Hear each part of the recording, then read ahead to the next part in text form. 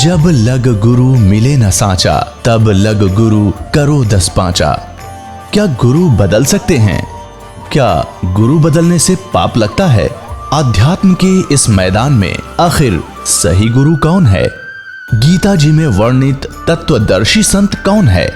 इन सभी प्रश्नों के उत्तर जानने के लिए अवश्य सुनिए जगत गुरु तत्वदर्शी संत रामपाल जी महाराज के मंगल प्रवचन। अपन आत्माओं, आप देखते हो ये कैसा भोला बाला भक्त दिखाई देता। दास गदगद हो जाता है कि दास के द्वारा दिए गए ज्ञान से परमात्मा के बच्चे रंगे जा चुके हैं। अब इनको ब्रह्मा विष्णु महेश भी ज्ञान में पराजित नहीं कर सकता, वो खुद हार के जाएंगे। अब ये वो अनमोल ज्ञान आपको प्राप्त हुआ है। अपन आत्माओं, सतगुरु आए दया करी, ऐसे दीन दयाल, बंदी छोड़ वृत्तास कहा, जठर गनी प्रतिपाल। सतगुरु आए दया करी। परमात्मा स्वयं ही सतगुरु बनकर आते हैं। आप जी को दास ने बहुत बार सदग्रंथों से वेदों से प्रमाणित किया है कि वो परमात्मा कैसी लीला करता है, वो कहाँ रहता है, कौन है, कैसा है, कैसे मिलता है और वो कहाँ प्रमाण है।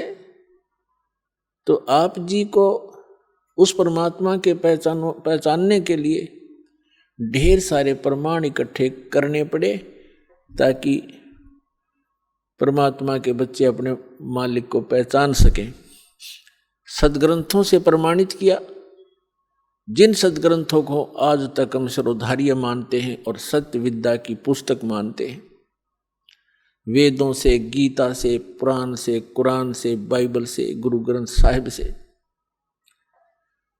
और साथ में उन गवाहों को आपके सामने, उन महापुरुषों को भी रूबरू करवाया जिनको परमात्मा मिले स्वयं आकर के सच जैसा वो लीला करते हैं। ऋग्वेद मंडल नंबर 9 सूक्त 86 के मंत्र 26 और 27 में, ऋग्वेद मंडल नंबर 9 सूक्त 82 मंत्र 1, 2, 3 में, ऋग्वेद मंडल नंबर 9 सूक्त 20 मंत्र 1 में, ऋग्वेद मंडल नंबर 9 सूक्त 94 के मंत्र 1 में, ऋग्वेद मंडल नंबर 9 सूक्त 95 के मंत्र 2 में, ऋग्वेद मंडल नंबर 9 सूक्त 96 के 16 से लेकर 20 में, ऋग्वेद मंडल नंबर 9 सूक्त 54 के मंत्र 3 में, ऋग्वेद मंडल नंबर 9 सूक्त 1 मंत्र 8 और 9 में, और भी ढेर सारे प्रमाण प्रत्येक वेद में। उसमें लिखा है कि वो परमात्मा ऊपर के लोकों में एक राजा के समान सिंहासन पर विराजमान है और वहां से यहाँ आता है काल के लोक में अज्ञान को हटाने के लिए, क्योंकि काल भगवान ने प्रत्येक प्राणी को परमात्मा बुला दिया और अपने आप को प्रभु सिद्ध कर लिया और सब अज्ञान भर दिया प्रत्येक जन जन के अंदर। अब सभी ने इस मरने और जीने को अंतिम मान लिया।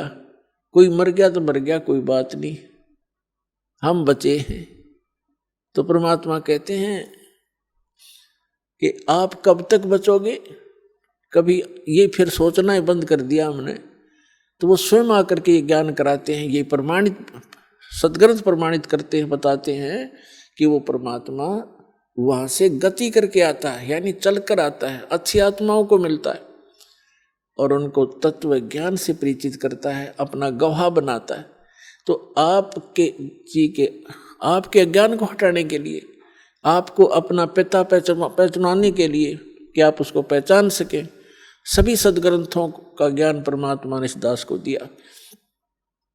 और फिर उन महापुरुषों के अनुभव और महापुरुषों की वाणी जिनको भगवान मिले, उन कैसा महसूस किया, कैसा भगवान को बताया और कैसे वहाँ गए, किस प्रकार उस परमेश्वर ने उनको वापस छोड़ा, ऊपर के सब लोग दिखा के वो आपके रूबरू कर दिए।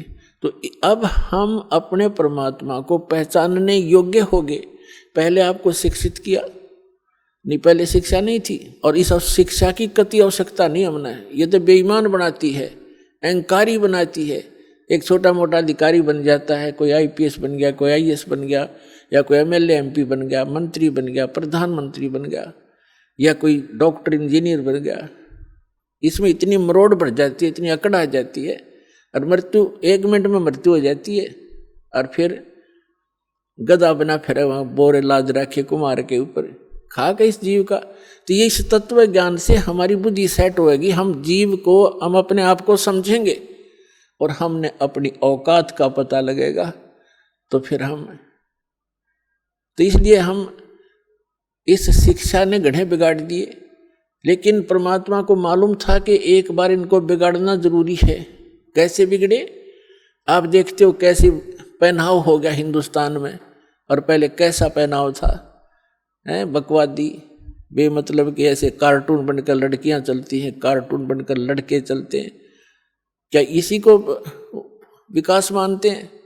लेकिन मालिक को पता था, और पहले इनको शिक्षित करूंगा, और शिक्षित करके फिर ये इंस्ट्रूमेंट, ये उपकरण बनवाए हैं। जैसे इलेक्ट्रॉनिक मीडिया बनाया है, सीडी डीवीडी बनवा दी, मोबाइल बनवा दिए, इंटरनेट बनवा दिया, और ये टीवी चैनल बनवा दिए, ताकि मेरे बच्चे उन सदग्रंथों में स्वयं देख सकें अपनी आँखों से कि कैसा है भगवान, कहाँ रहता है भगवान, वो क्या करता है भगवान, और कहाँ है उसका प्रमाण।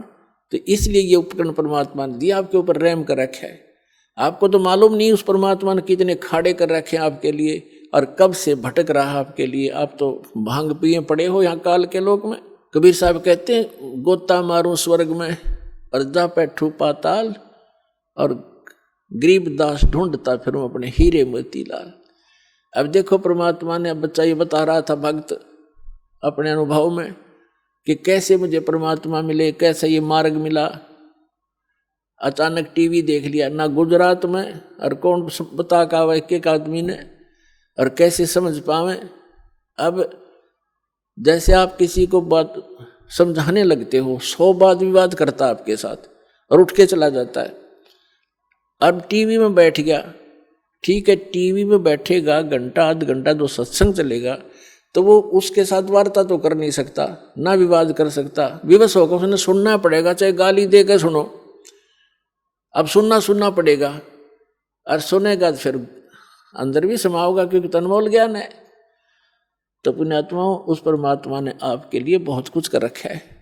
आप बालक हो, काल के लोक में फंसे पड़े हो, आपको अपने दुख का पता नहीं, पिता को पता होता है। तो अब यहाँ से निकालने के लिए उस परमात्मा ने ये समय सेलेक्ट किया था, ये टाइम सेलेक्ट किया था पिछली पीढ़ी का, कलयुग के अंदर। और तब परमात्मा ने कहा था कि जब 5505 वर्ष कलयुग बीत जाएगा, तब मैं आऊँगा। स्वयं ना आए तो दास भेज दिया। अब प्रधानमंत्री आओ, या प्रधानमंत्री अपने किसी रिप्रेजेंटेटिव ने भेज दे, फुल पावर देखे, तो प्रधानमंत्री समझना चाहिए उसकी वचन में शक्ति प्रधानमंत्री वाली ही है। तो इस दास को भेजा पुण्यात्माओं। सभी सदग्रंथ आपके रूबरू कर दिए। इन सदग्रंथों को, जैसे हिंदुओं के सदग्रंथों को हमारे धर्मगुरु हिंदू वाले नहीं समझ सके, ना गीता ना वेद पुराणों को, अटपट उवा बाई बक्या करते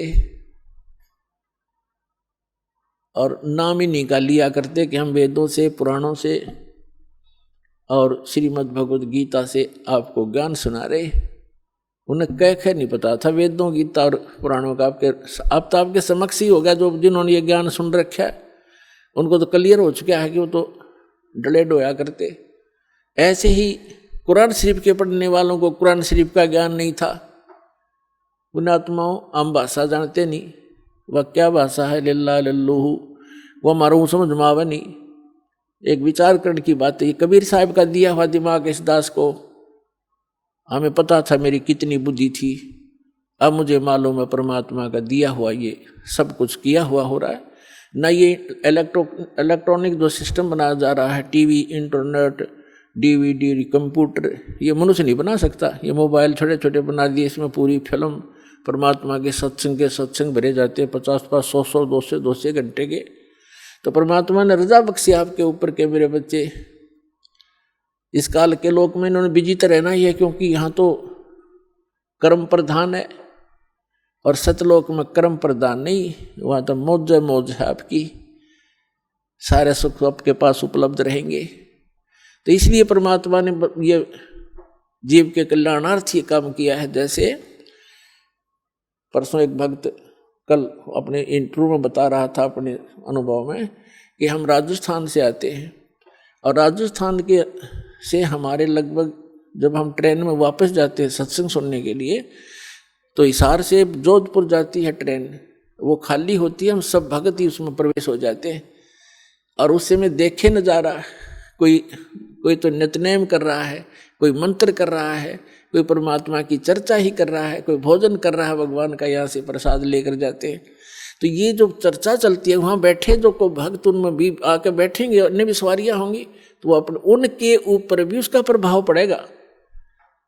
इन वाणियों का पूरे वातावरण में अब प्रवेश होगा। और जो जैसे कुछ ऐसे पाप होते हैं मनुष्य के, परमात्मा की वाणी सुनने से ही अक्षीण हो जाते हैं और फिर वो चेतन होता है। जैसे एक किसी को सर्प डस जाता था तो पहले आध्यात्मिक ट्रीटमेंट होया करते थे, तो उसको गार्डू होते थे जो झाड़ फूक करने वाले, विष उतारने वाले, वो एक मंत्र बोला करते थे। जिसको सर्प ने डस रखा हो तो अचेत पड़ा है, वो ना उस मंत्र की लैंग्वेज जानता है, ना उसको सुन पा रहा है, और फिर वो गार्डू जो होता है विष उतारने वाला, उस मंत्र को बार बार बुदबुदा रहा है, जिसके कारण उस वाणी से उसके उस विष उतर जाता है सर्प का, और फिर वो चेतन हो जाता है। ना वो सुन रहा था, ना उसको उसकी भाषा जानता है वो क्या बोल रहा है, और उसने प्रभाव कर दिया। ठीक इसी प्रकार ये वो मंत्र है उस परमपिता के, आपको काल भगवान ने डस रखा, अजगर ने, ये विष इस मंत्रों के, इस परमात्मा के वचन के इसके अतिरिक्त कोई उतार नहीं सकता। तो ये वाणी जो परमात्मा की है, ये उस काल के विष को उतारने के लिए है। आप अचेत पड़े हो इस गंदे लोक में, न ये रहने का स्थान है। 1 मिनट में ना जाने के बिजली गिर जा, हर एक टूक के लिए सारा दिन धक्के खाते, अंडे सो झूठ बोले, मिलावट करें, पता नहीं के जुल्म ढा लेते हैं और पाप फिर भोगने पड़ते हैं, कुत्ते बड़ के सिर में कीड़े पड़ते हैं हमारे। तो ये जो वाणी परमात्मा ने भी साधन दिए हैं आपको, मोबाइल बूढ़े का देख ले, बालक के सबकी जेब में, बहन बेटियों के पास हो गए। और इसमें पहले तो बकवाद भरा करते थे, फिल्म देखा करते, अटपट रखा करते, अरे परमात्मा की वाणी चलती है इसके अंदर। तो ये वाणी जैसे कोई खेत में गया है तो जाते हुए चल खेत में जाते हैं, किसान है, मजदूर है, चलो वहाँ करेंगे, नित्य मोबाइल जेब में है, काम कर रहे हैं, मोबाइल ऑन कर लिया, काम भी कर रहा है, नित्यनेम भी कर रहा है, मंत्र भी कर रहा है, कान में लीड ला लिया, आजकल 100 सिस्टम दे दिया जाता है, तो वो प्रभाव पड़ेगा सबके। जैसे किसान हल जोत रहा है, बीज बो रहा है, एक तो तम्बाकू पीवा के लिए बीड़ी घूट मार और फिर न्यू, एक तो तम्बाकू का जो वासना वो जागी। अरे एक भगवान का भक्त परमात्मा के मंत्र करता करता बीज बोए, उस खाने वाले पे भी असर होगा उसका, जो उस अन्न को खाएगा। तो इसी प्रकार जो वाणी में वातावरण, वाणी में फैल रहा है, इस वातावरण फैल रही है वाणी परमात्मा की। बच्चा बच्चा जन जन सब उसी की चर्चा करता है। कोई वाणी बोल रहा है, राम नाम रटते रहो जब तक घट में प्राण, कदे तो दीन दयाल के बनक पड़ेगी कान। तो भक्ता के बच्चे ये वाणी बोलेंगे तो उसके आसपास जो और बच्चे होंगे उन पर भी असर पड़ेगा। तो इस प्रकार परमात्मा ने कहा कि इस कलयुग में पूरी सृष्टि इस सतनाम को प्राप्त करेगी और सब भक्ति करेंगे मेरे बच्चे, और सब पार हो जाएंगे। बोलो सतगुरुदेव।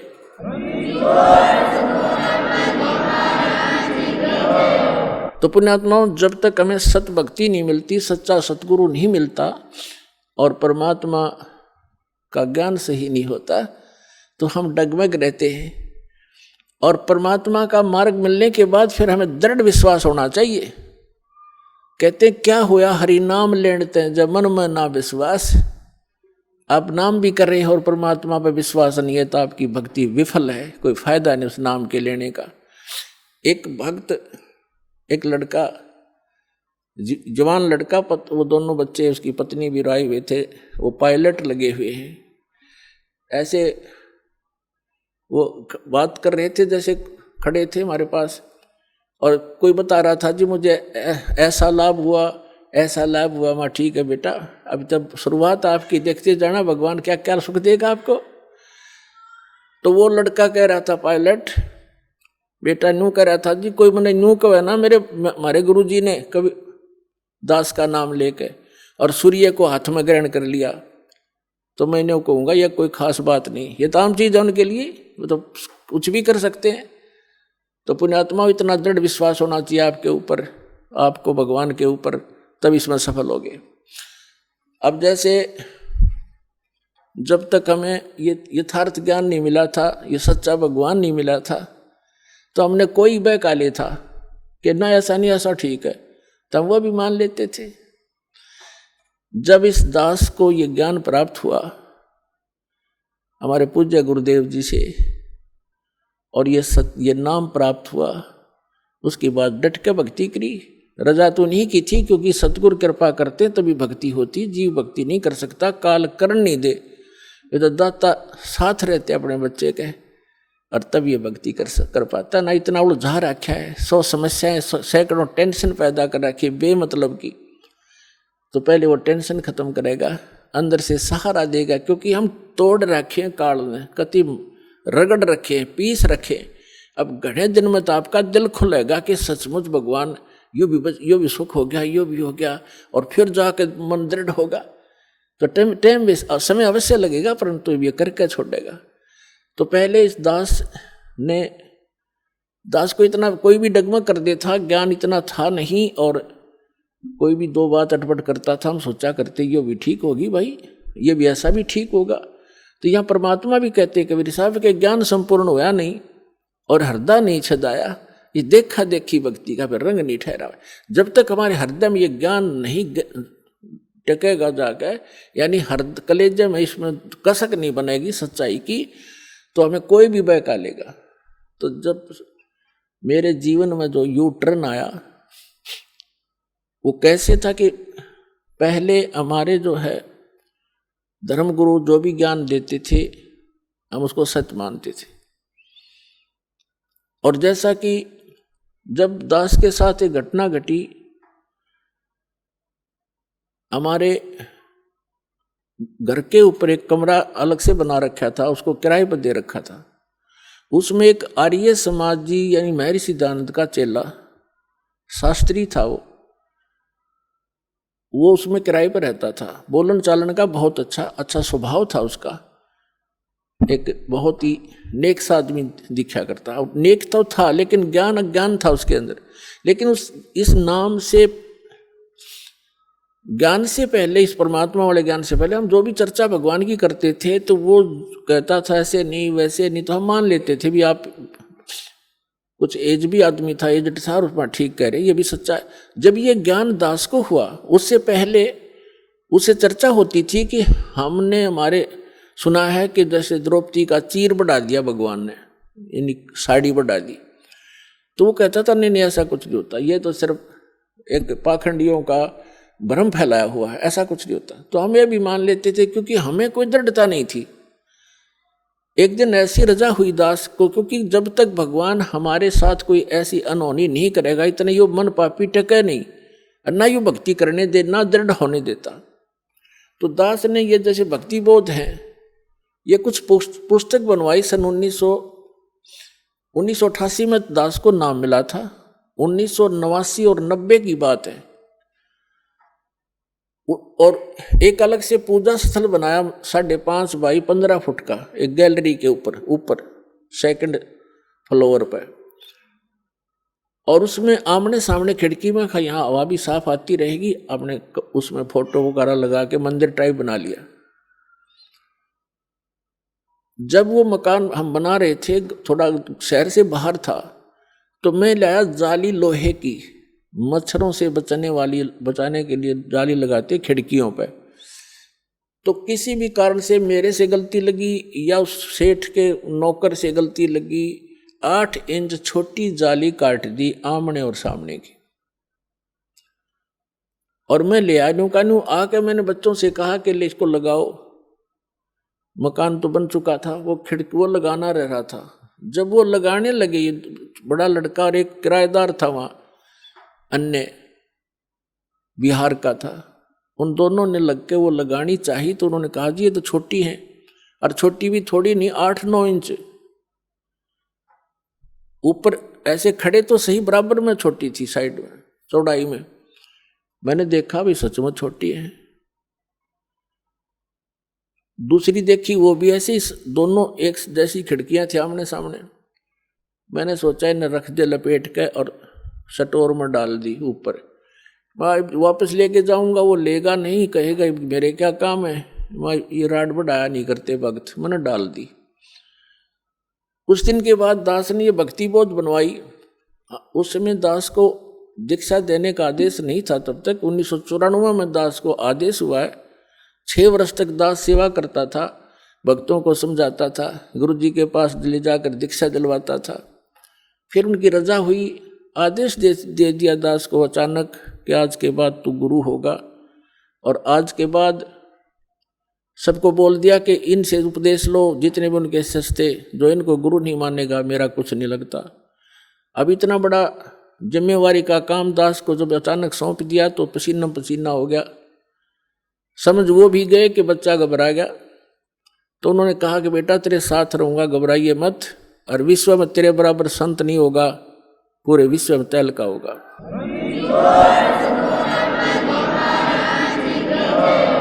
तो उस समय तो मुझे ऐसा लगा कि अपने बच्चे को सभी शाबाशी दिया करते हैं और सभी अपने बच्चे की कामना किया करते हैं, ये बड़ा अफसर बनेगा और तू देखिए न्यू हो जाएगा। मुझे पता था मैं कैसा संत हूं और क्या मैं कर सकता हूं, लेकिन उस समर्थ के वचन से आज ये सब कुछ सफल हुआ है। आज देख रहे हो विश्व में कोई संत नाम की चीज नहीं। आप तो बालक नहीं हो, एजुकेटेड हैं, सारा सब इतिहास आपके सामने खोल दिए। और ये दास को वो ज्ञान कबीर भगवान ने दिया और मेरे गुरुदेव का आशीर्वाद फल रहा है। तो मैंने पहले क्या करता था, दास की ये पुस्तक बनवाता था और हमारे गुरुजी फ्री दिया करते थे सबको जो उनके उपदेश लिया करते थे। तो मैंने 2000 पुस्तक 5,000 पुस्तक बनवाई और उनको रख दिया कि हमारे गुरुजी ज़्यादा रहते थे तलवंडी भाई, पंजाब के अंदर एक छोटा सा फिरोजपुर जिला में शहर है, कस्बा सा बरवाले जैसा, वहाँ ज़्यादा रहते थे। और भी 3-4 आश्रम थे। तो यहाँ नजफगढ़ के अंदर था एक आश्रम, अनाज मंडी में, एक मोघा के अंदर है, एक खन्ना में था, लेकिन ज़्यादातर वो तलवंडी रहते थे। और हरियाणा में केवल गरीबदास महाराज जी के एक समागम होता था। पर जैसे गरीबदास जी को भगवान मिले थे कबीर साहब, बहुत दिवस बोलते हैं उसका, उसमें छुड़ानी आया करते थे। तो हम इंतज़ार में रहते थे जब वो छुड़ानी आएंगे, वैसे मिलते रहते थे उनसे, लेकिन यहाँ वो दान दीक्षा देते थे और फ्री पुस्तक देते थे। तो मैंने वो पुस्तक बनवा ली। यानी जैसे आजकल मार्च में, अप्रैल में, मार्च में वो चले जाते थे, फिर आते भादुआ के अंदर आते थे सितंबर में, जब गरीबदास जी का निर्वाण दिवस होता था, और मार्च में होता था उनका बोध दिवस। ये 2 ही तो उन पर उपलक्ष्य इन समागमों में आते थे। तो मैंने अप्रैल मार्च के समागम के बाद ये पुस्तकें बनवाने का निर्णय किया उनके आदेश से और बनवा कर रख ली। तो मैंने पूजा स्थल पर एक तख्त डाल रखा था, उन पर कपड़ा बिछा कर सुंदर वो सारी पुस्तक लगा दी। आएंगे गुरुजी तब उनको संभलवा देंगे, वो फिर देते रहेंगे। सेवा के लिए रख दी। उस एक खिड़की में से शीशा टूटा हुआ था खिड़की का, उसमें से चूहे बढ़कर उनको काटने लगे। 2-3 दिन के बाद मेरी नज़र गई कि चूहों ने काट दिया।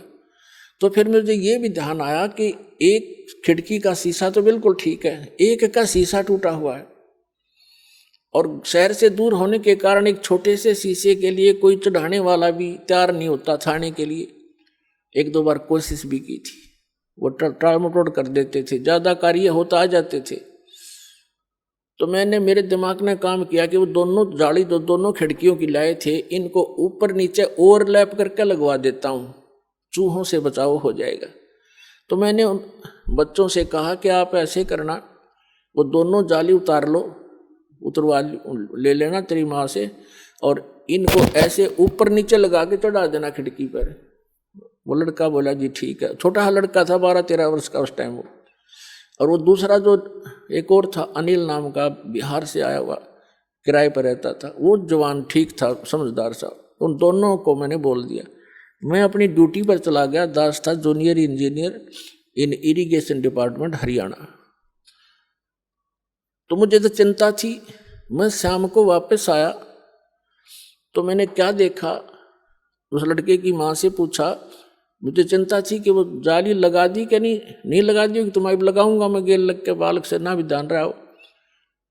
तो क्या देखा मैंने, जाली लगा रखी और एक जाली वहीं पड़ी या लोहे की, और वो उसकी माँ अपना काम लग रही। मैंने उसे पूछा कि ये जाली वही है या कोई और लाए हैं बच्चे। तो वो कह रही थी कि ये कहाँ के और लावा था। मैंने सुबह रखी, कह रही हूँ भाई तेरा पापा कह के गया था तो जाली लगा दो, या तुमने गुस्सा होगा फिर। अब आपके आने आध घंटा पहले मैंने उतार के स्टोर से डाली है और अभी लाकर वो बाहर गया खेलने के लिए, और मेरा कलेजा पकड़ा गया। मैं उसे प्रसन्न करूं, वो ध्यान नहीं दे रही क्योंकि उसको पता नहीं इस बात का। और मेरे सारे शरीर में सन्नाटा गया कि या तो ये जाली वो नहीं, ये कोशिश करी मैंने जानने की। वो बोली देख इनका जंग लगा हुआ है। मैंने उठाकर स्टोर में डाल रखी थी, ईब उतारी है 6 महीने के बाद, यानी मार्च के बाद भादुए में। एक रेनी सीजन ऊपर का उतर गया, वर्षा का मौसम, उनका जरवर भी लग रहा था, दिखे पुरानी। फिर भी विश्वास नहीं आया वो लड़का कहाँ है, क्योंकि एक ही जाली और फूलदारी रू इतनी फालतू, कब से 6-8-7 इंच और लटक रही थी। तो मैंने उसको लड़के को बुलाया, बाहर खेल रहा था इधर, और जो दूसरा उसके साथी था वो बुलाया और उन लड़के से कहा कि ये जाली तुम और लाए हो या वही है? अक्दी वही है, अब मेरी माँ ने उतार कर दी थी, हमने भी लगाया है। वो किराएदार भी कह रहा है कि अभी आंटी ने उतारा है, अभी लगाया हमने। मैंने लड़के से, देखो हमें ज्ञान नहीं था, कोई भगवान वाला कोई काम हमारे सामने कराया नहीं था, ना विश्वास हो रहा था मेरे भी साची। हमने सुना करते थे, नो तो था विश्वास, भगवान पता नहीं क्या करते, पर आज तक होया नहीं देखा था। मैंने उस लड़के से कहा कि मेरे सिर पर हाथ रख और कबीर भगवान की कसम खा कि तू यह इस जाली लाया है, वही जाली है। ने बोला जी कबीर भगवान की कसम, और वह जाली है, मेरी मां ने उतार कर लाई थी। वो दिन हर आज के हम मान्या करते कृष्ण भगवान ने साड़ी बढ़ा दी एक कपड़ा। अब तो पता चल गया कि वो साड़ी बढ़ाने वाला भी यही था, लेकिन उस समय बुद्धि इतना काम करे थी कि कबीर इज गॉड, क्योंकि इसने लोहा भी बढ़ा दिया, कपड़ा तो छोड़, ये क्या नहीं कर सकता। वो दिन सर आज पुण्यात्मा सन 1990 से लेकर आज 2013 हो गया, दास ने पीछा मुड़कर नहीं दिखाते। सारा संसार कुछ कहो कि कबीर भगवान नहीं है, इस दास की आत्मा से कोई निकाल नहीं सकता कि कबीर इज गॉड।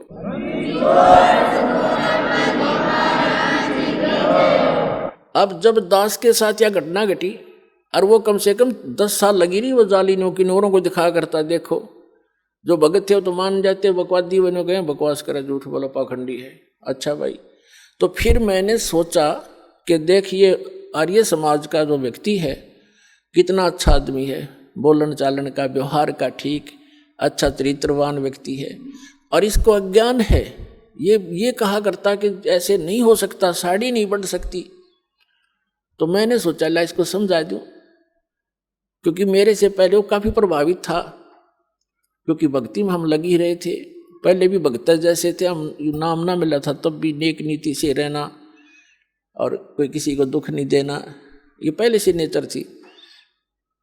तो मैंने और वो मुझे ऐसा लगता था कि मेरी बात नहीं मानेगा, लेकिन ये अज्ञान इतना गंद ठोक दिया उस मूर्ख महर्षि सिद्धानंद अज्ञानी ने, बिगाड़ दिया कितने व्यक्तियों भोली आत्माओं को। तो मैंने उसके पास बैठकर जिक्र किया, जी मास्टर जी आप मानते हो कि भगवान श्री कृष्ण जी ने उसकी द्रौपदी की साड़ी बढ़ा दी थी? जैसे विषय बढ़ाना चाहा मैंने, उसको चलाना था विषय को कारण बना के। वो कहता जी नहीं ऐसे हम नहीं मानते। मैंने कहा जी, फिर मैंने उसको अपने उस जहां वो जाली लगा रखी थी ऊपर चौबारे में, उस गैलरी में, उस नीचे उसकी कक्ष था, उसमें बुला लिया, वहां बैठ के मैंने वो लड़के भी बुला लिए दोनों जिन्होंने जाली लगाई, इनकी माँ बुला ली ताकि इसका पेटा भर दूं, विश्वास दृढ़ करवा दूं, ये मान जा हमारी बात को। उसको मैंने कहा जी देखो, आप तो कपड़े की बात करते हो, हमारे भगवान ने लोहे की जाली बढ़ा दी, आप सत्कर मानो। जो बोला, वो कहने लगा कि नहीं नहीं, आप ये कोई बात हुई, जाड़ी साड़ी कभी बढ़ती है, जाली कभी बढ़ती है। मैं बोला देखो आओ दिखाऊं आपको। बोला नहीं छोड़ो छोड़ो, हम नहीं मानते। अब वो काफी अटपट बोलने लगा। मुझे आशा नहीं थी कि ये इतना एकदम ऐसे गिरगिट की तरह बदल कर ऐसी बकवास करने लग जाएगा। मेरी आशा के विपरीत उसने ये बात कही कि आप तो ये पाखंडियों के बकाई हुई बातें हैं, ये है। अब पाखंडी तो मैं जब हूँ, जब कोई मैं रोजी रोटी पाखंड से चला रहा हूँ। मैं तो नौकरी करता था, जूनियर इंजीनियर था, 2 रोटी सुथरी मिल रही थी। मैं अब भी मुझे पाखंडी कह रहा है ये मूर्ख। तो मैं चुप हो गया कि मैं अब इससे आगे बोलना कोई अच्छी बात नहीं, ये सुनता ही नहीं। मैं चुप हो गया, चल भाई अब आप नहीं मानोगे तो मानो मैं भी ना आपकी, क्योंकि मैं दर्द हो गया, मेरे साथ घटना घट गई। थोड़ी देर में उसने पता नहीं भगवान जाने क्या सोचा कि अभी मकान मालिक से नाराज हो गया। तो उसने नम्रता के साथ कहना शुरू किया कि आप इंजीनियर हैं, एजुकेटेड हैं, ये तो अनपढ़ लोगों की बातें होती हैं, ये बढ़ा दिया, फलाना घटा दिया। मैं बोला ही नहीं, मैं कहा इससे कोई फायदा नहीं है डिस्कस करने का। तो क्या कहने लगा कि मैं बताता हूँ, महर्षि दानंद ऐसे होते थे। महर्षि एक बार अपने कमरे में अभ्यास कर रहे थे, योग अभ्यास, और उधर से उनके दूध का समय हो गया, दूध पीता था वो सुबह सुबह। तो नौकर गया, उसने खिड़की से देखा महर्षि दानंद कमरा बंद, और उसमें योग आसन पद्म लगा के और योग अभ्यास के द्वारा ऊपर उठे और छत के सिर लगा के धीरे धीरे वापस आ गए, फिर ऊपर उठे। तो उसने औरों को भी बुलाया नौकर ने कि देखो महर्षि जी क्या कर रहे हैं। तो पहले उसने मेरे से क्या कहा, जब मैंने कहा ना कि देखो ये जाली बढ़ गई, हमारी लोहे की जाली बढ़ गई, तो वो कहता था अब बढ़ा के दिखा जब मानू मैं। उसने ये कहा था कि अब बढ़ा के दिखा मेरे सामने जब मानू मैं। अभी मैं कोई बड़ा जादूगर थोड़ा ही हूं, मैं नहीं कहता मैंने बढ़ाया, मैं तो कह रहा हूं भगवान ने ऐसा कर दिया। तो इससे वो मैं चुप हो गया था। मैं इसको क्या जवाब दूं भाई, मैं बढ़ाऊं तो फिर मैं अपने लिए तो नहीं कहा, भगवान के लिए कहा। तो फिर वो क्या कहता है कि देखो महर्षि ऐसे होते हैं, योग अभ्यास से छत के सिर लगा देता था, वापस आता था। मैं बोला झूठ, कति नहीं मानू, आप करके दिखाओ। ओडे का मुंह हो गया उसका, मगर करके दिखाए जब मानू तुझे में नहीं, झूठ बोलता है तो भी। लेकिन हम ये नहीं कहते कि ऐसा नहीं हो सकता, लेकिन महर्षि तो ये भी ना कर सका था, उदानंत है। वो तो कति नाराय अज्ञानी और कति हर तरह से फेल आदमी था, उसकी फोकट में बना रखी थी इन लोगों ने। लेकिन ऋषि महर्षि यहाँ तक प्रमाण है कि संत स्वर्ग में चले जाते थे, दूसरे लोकों में जाते थे, वापस आ जाते थे। लेकिन ये मोक्ष मार्ग नहीं है ऐसे धक्के खाने भटकने से। तो फिर वो चला गया, उठ के माना नहीं। अब मैं तेरे नहीं मान सकता। तो पहले तो हम डगमग थे, हमें जो भी कुछ कहता था उसी की मान लेते थे। अब पृथ्वी इधर से उधर हो सकती है, दास ये नहीं मान सकता भगवान क्या नहीं कर सकता, सब कुछ कर सकता है। अपना आत्मा एक समय एक नगर के बाहर 2 साधक साधना किया करते थे। एक तो 40 वर्ष से लगा हुआ था, दाढ़ी बड़ी हुई थी, बड़ा देखने में ऐसा महापुरुष दिखाई देता। और एक 4 वर्ष से ही साधना करनी प्रारंभ की थी दूसरे ने, और उन दोनों के पास देवदूत आता था और उनके पास बैठकर घंटों भगवान की चर्चा दोनों से ही करके जाता था। एक दूसरे साइड में था नगर के, एक ईस्ट में एक वेस्ट में। तो दोनों बड़े प्रसन्न होते थे, भगवान की चर्चा सुनाया करते थे। सुना करते थे। एक दिन भगवान के सामने देवदूत ने कहा कि प्रभु, आपके 2 भक्त उस नगर में एक विशेष आपके ऊपर विश्वास करते हैं, आपकी बड़ी भक्ति करते हैं, आपके ऊपर आरूढ़ हैं, कुर्बान हैं। तो परमात्मा ने कहा कि भगवान ने कहा कि उनमें से एक भक्त है, ये दूसरा भक्त नहीं है, वो तो वैसे ढोंग कर रहा है। तो देवदूत ने कहा कि वो भक्त होगा जो 40 वर्ष से आपके ऊपर कुर्बान है। पर भगवान ने कहा कि नहीं, जो 4 वर्ष से लगा है ना, वो है भक्त। अब ये देवदूत का बात गले उतरे नहीं कि वो 4 साल से लगा रहे, 40 वर्ष से मालिक के नाम पर बैठा है, सब कुछ घर त्याग रखा है। तो भगवान ने उसके मन की वृत्ति जानकर कहा कि देवदूत, क्या मेरी बात पर विश्वास नहीं हुआ? देवदूत कहने लगा, जी भगवान, आपकी बात पर अविश्वास हो ये तो हो ही नहीं सकता, लेकिन मेरी बुद्धि संकीर्ण है, या मेरा गला उतरती को ना। तो परमात्मा ने कहा कि आप किस टाइम जाते हुआ वहां पर के 1 बजे से जाता हूं, कि आज तू 2 घंटे लेट जाना और देर से जाना। देर से जाने का वो कारण पूछेंगे तो ये बताना कि आज भगवान ने ऐसा ऐसा किया, फिर उनकी दोनों की जो प्रतिक्रिया हो वह मुझे बताना। वो कहना ठीक है जी। अब 2-3 बजे गया देवदूत। उस दिन पहले गया उसके पास जो 40 वर्ष से बैठा था, उसने पता था कि यूं खरा भगत है, वो ये सोच रहा था। अब उसने भी कारण जाना कि देवदूत आज तो बहुत लेट आए, क्या बात हुई? आपकी इंतजार कर रहा था, चर्चा करते भगवान की, अच्छा टाइम पास होता था। देवदूत ने कहा कि हे भक्त, आज के बताऊं, बस पूछे मत, आज तो मेरा कलेजा पकड़ेगा। आज भगवान ने ऐसी अनहोनी कर दी। 1 बजे उन्होंने एक ऐसी अनहोनी करनी थी, वो देखना था, उसको देख कर आया मैं। तो देवदूत ने पूछा, भी ऐसा क्या कर दिया भगवान ने? कि परमात्मा ने सुई के नाके में, जिसमें धागा डाला कर उसमें हाथी निकाल दिया।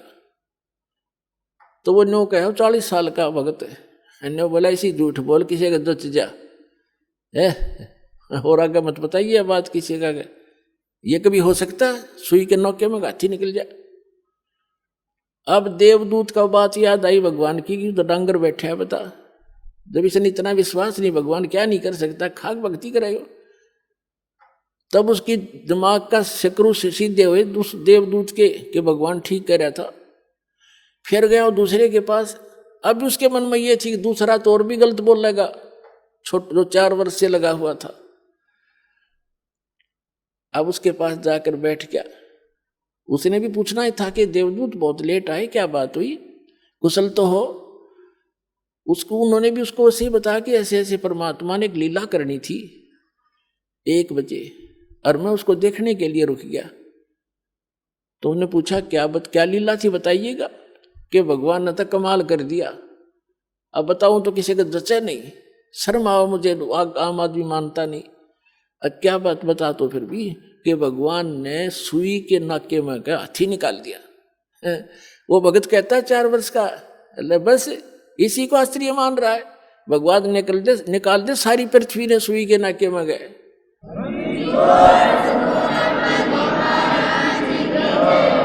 तो देवदूत ने सीने से लगा लिया उस भगत को कि धन है तेरे माता पिता जिनसे जन्म हुआ, भगत होती सा हो। तो पुण्यात्माओं, इस भक्ति मार्ग में इम्पॉसिबल चीज नहीं होती और अविश्वास नहीं होना चाहिए। सतगुरु जो चावे सो कर ही, 14 कोट दूत जम डर ही, ऊत भूत जम त्रास निवारे और चित्रगुप्त के कागज पाड़े। बोलो सतगुरुदेव।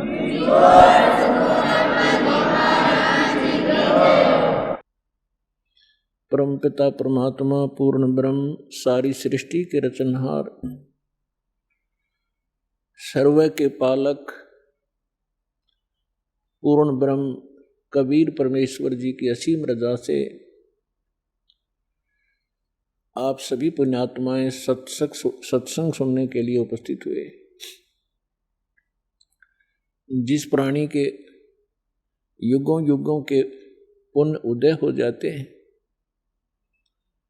उसी पुण्यात्मा को ऐसा शुभ स्थान प्राप्त होता है उसी को सत्संग मिलता है, उसी को सतगुरु प्राप्त होते हैं।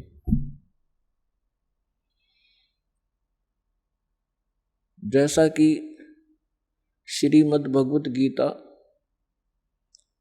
अध्याय नंबर 7 के श्लोक नंबर 12 से लेकर 15 तक गीता ज्ञानदाता जो श्री कृष्ण जी में प्रवेश करके बोल रहा है, वो काल भगवान ब्रह्म 21 ब्रह्मांड का प्रभु, जिसको सरपुरुष भी कहते हैं, वो कह रहा कि अर्जुन, जो इन तीनों गुणों की रजगुण ब्रह्मा, सतगुण विष्णु, तमगुण शिव जी तक की साधनाएं करते हैं, ये अपना जीवन नाश कर रहे हैं। और इनके विषय में फिर आगे कहा है कि जिनकी बुद्धि इस त्रिगुणमयी माया अर्थात इन्हीं भगवानों से मिलने वाले क्षणिक लाभ पर आश्रित हो गए हैं, टिक गए हैं, दृढ़ हो गए हैं, वो अपना जीवन नाश कर जाते हैं, क्योंकि उनके अंदर ये 4 गुण उपस्थित हो जाते हैं।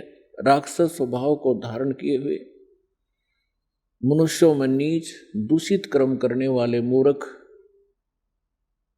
यानी इन भगवानों की तीनों गुणों युक्त रजगुण ब्रह्मा जी, सतगुण विष्णु, तमगुण शिव जी की साधना करने वालों को गीता जी के अंदर श्री गीता ज्ञानदाता ने कहा है कि ये राक्षस स्वभाव को धारण किए हुए, मनुष्यों में नीच दूषित कर्म करने वाले,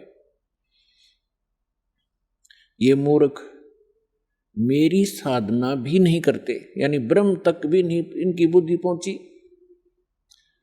फिर अपनी साधना करने वालों के विषय में बताया है कि जो मेरी भक्ति करते हैं वो 4 प्रकार के हैं, अर्थार्थी, आर्त, जिज्ञासु और ज्ञानी। अर्थार्थी तो वो होते हैं जो केवल धन लाभ के लिए अनुष्ठान किया करते हैं, घर में घना धन हो जाए, लाभ हो बिजनेस में, इस आधार से जो केवल वेदों के आधार से, वेद मंत्रों के आधार से जो साधना करते हैं, अनुष्ठान करते हैं धन प्राप्ति के लिए, धनी होने के लिए,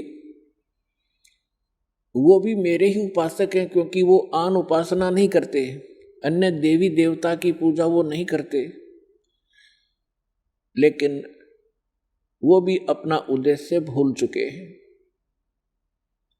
दूसरे आर्त यानी संकट निवारण के लिए जो अनुष्ठान किया करते हैं, वो केवल वेद मंत्रों से ही करते हैं, वो भी मेरे ही पुजारी हैं, लेकिन वो भी अपनी दिशा भूल चुके हैं, क्योंकि इस अध्यात्म मार्ग के अंदर केवल इतना ही पर्याप्त नहीं है। फिर तीसरे जिज्ञासु बताए हैं। जिज्ञासु वो कर्महीन प्राणी होते हैं जो घर से निकलते हैं परमात्मा प्राप्ति के लिए, घर भी त्याग देते हैं, आगे जैसे भी उनको गुरु मिलते हैं उनसे ज्ञान ग्रहण कर लेते हैं, और ज्ञान ग्रहण करके वक्ता बन जाते हैं, प्रभुता की भूख बन जाती है उनके अंदर। उस ऊट पटांग ज्ञान से लाखों लोगों को डुबो जाते हैं और स्वयं भी डूब जाते हैं। ये तीनों रिजेक्ट किए हैं गीता ज्ञानदाता ने कि ये अच्छे, ये साधक ठीक नहीं। चौथे ज्ञानी बताए।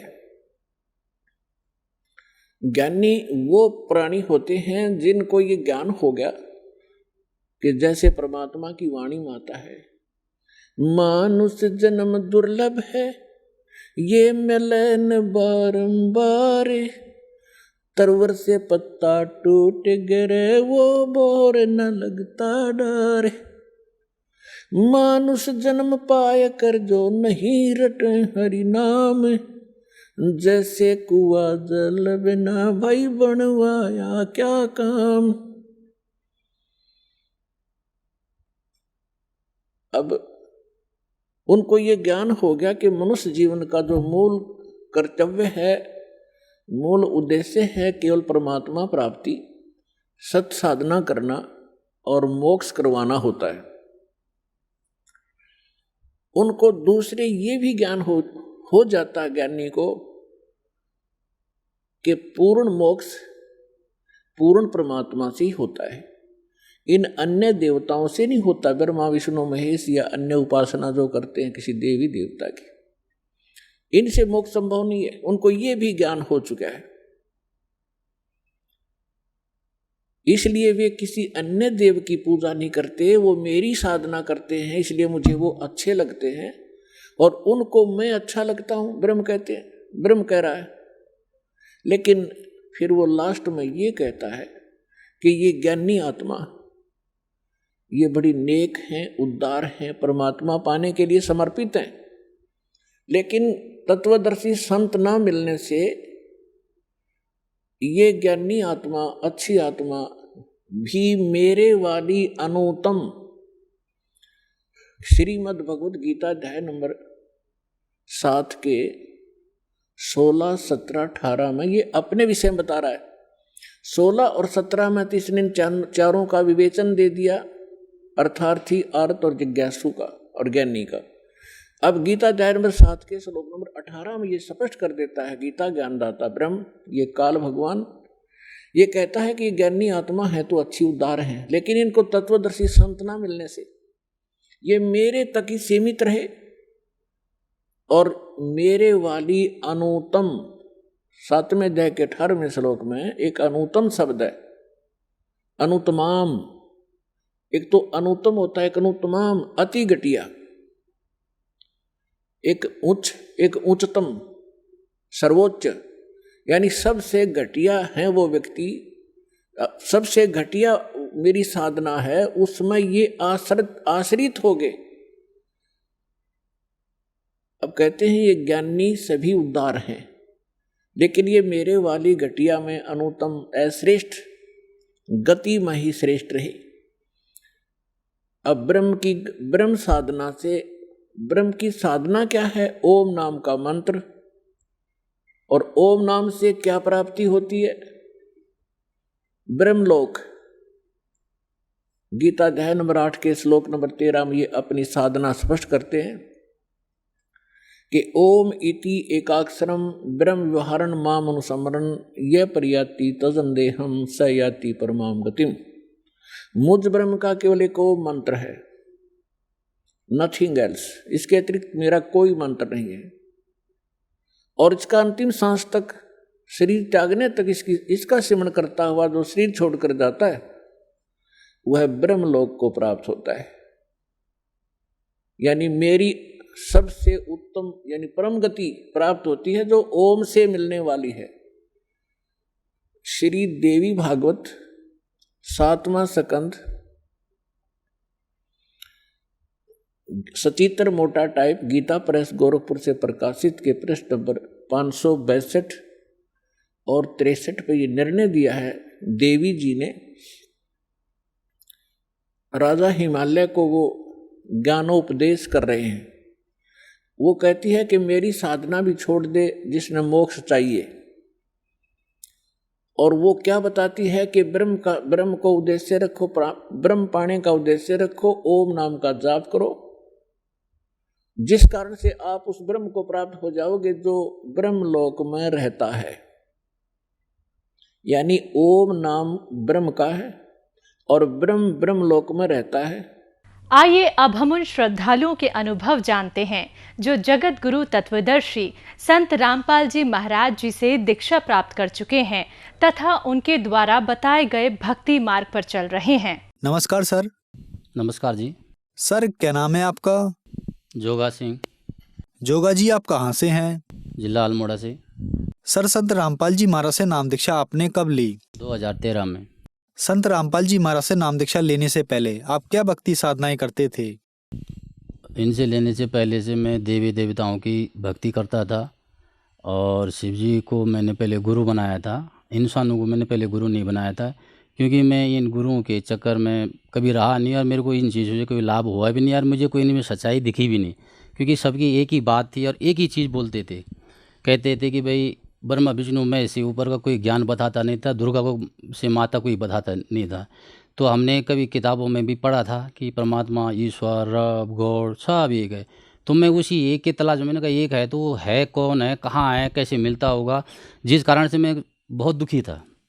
मैं इतना दुख था कि मेरे परिवार में पहले क्या होता था कि थोड़ी वैसी घरेलू अपनी परेशानी थी, शारीरिक भी था मेरे को वैसे, और जिस कारण मानसिक भी था और जानवरों में भी था, बच्चों में भी था। तो जिस कारण से मैं देवी देवताओं में बहुत इतनी पूजा करता था, बहुत ज़्यादा पूजा का। साल में तो एक बार मैंने ज़रूर ही करना है।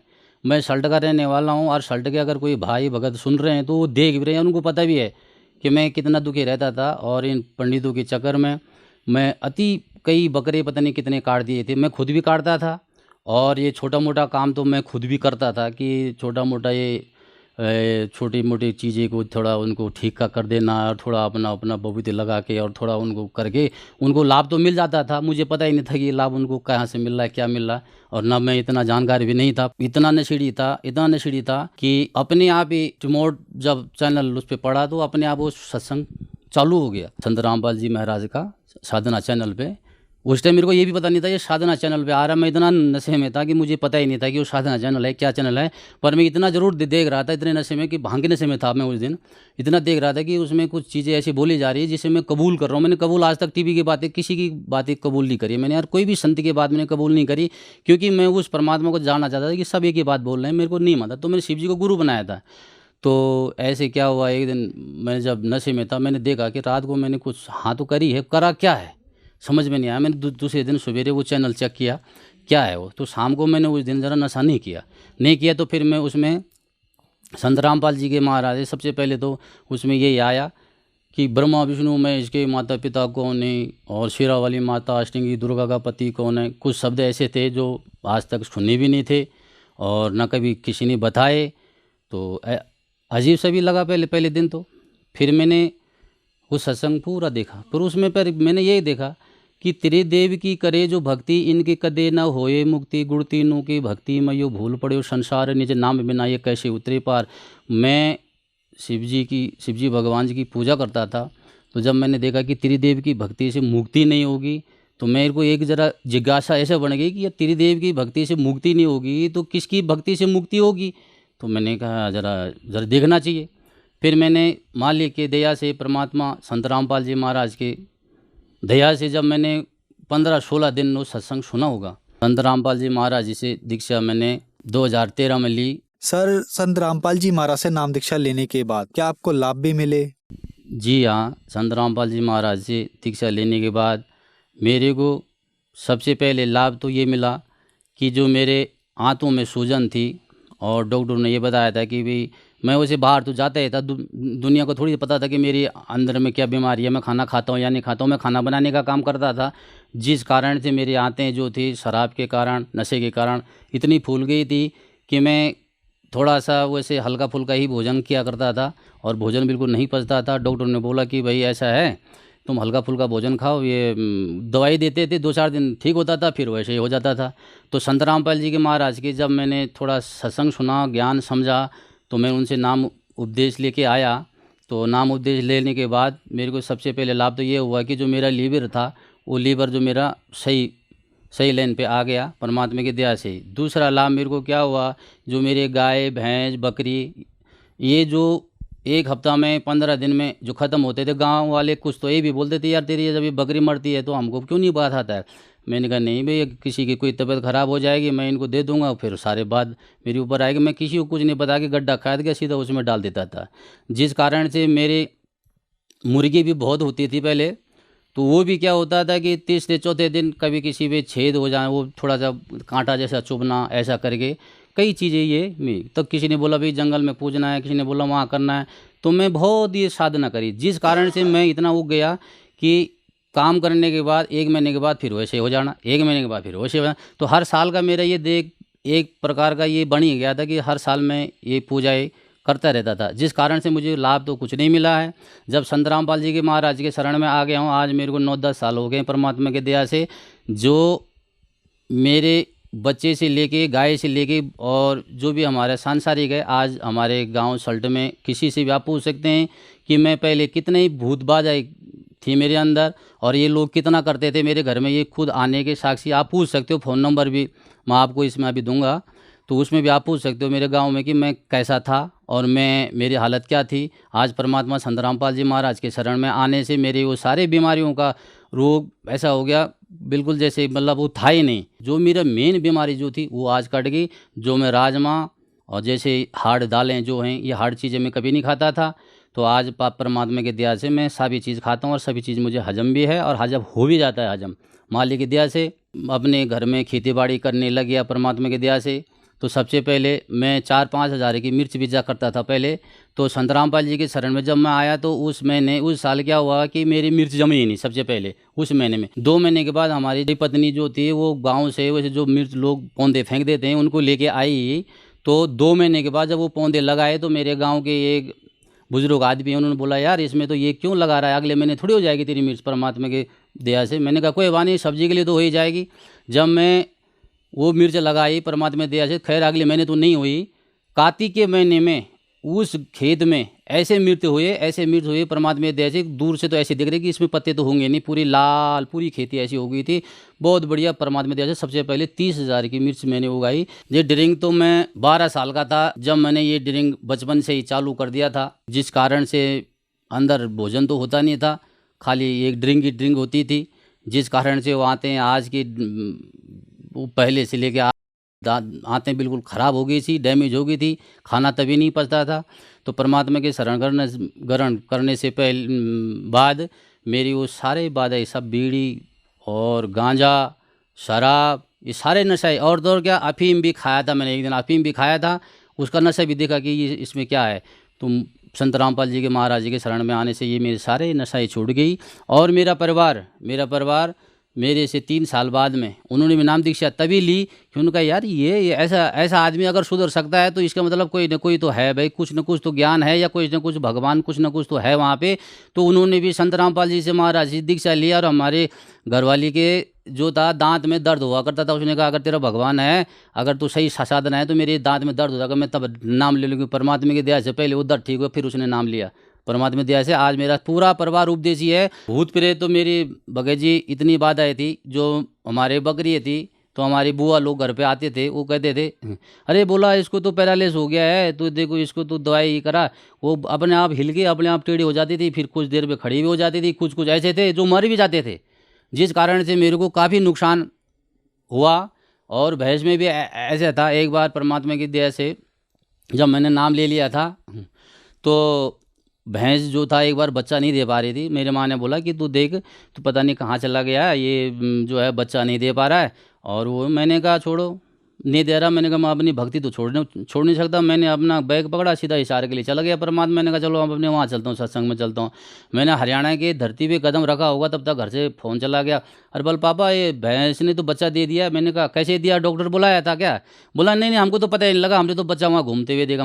सर, जो श्रद्धालु आज आपको टीवी पर देख रहे हैं, खास करके उत्तराखंड के श्रद्धालुओं को आप अपनी भाषा में क्या कहना चाहेंगे? भाई मैं तो आपण भाषा में ये बोलना चाहूँ कि अगर पूर्ण परमात्मा पूर्ण संत जो जी संत रामपाल जी महाराज धरती पर आया छी, जो 4 वेद 6 शास्त्र 18 पुराण कुरान बाइबल गुरु ग्रंथ माँ प्रमाणित ज्ञान से यो ज्ञान आज तक का है, तब तो यो ज्ञान आज हमार धरती पर ये परमात्मा ले आए छे। जो आप प्रमाण देख दसी कि वो परमात्मा कुछ जो घोर से घोर पाप काट देने, जो हमारे वेद शास्त्र एक प्रमाण देने। सर, संत रामपाल जी महाराज से नाम दीक्षा कैसे ली जा सकती है? जी संत रामपाल जी महाराज जी से दीक्षा चैनल पे एक पीली पट्टी चलती है नीचे, उसमें फ़ोन नंबर भी लिखे जाते हैं। परमात्मा की जगह से आज जगह जगह पे नामदान केंद्र भी हैं, और उन फ़ोन नंबर से आप फ़ोन करके और उन नाम दीक्षा केंद्र का नंबर आप जान सकते हैं और नाम दीक्षा ले सकते हैं। धन्यवाद सर। सत साहिब।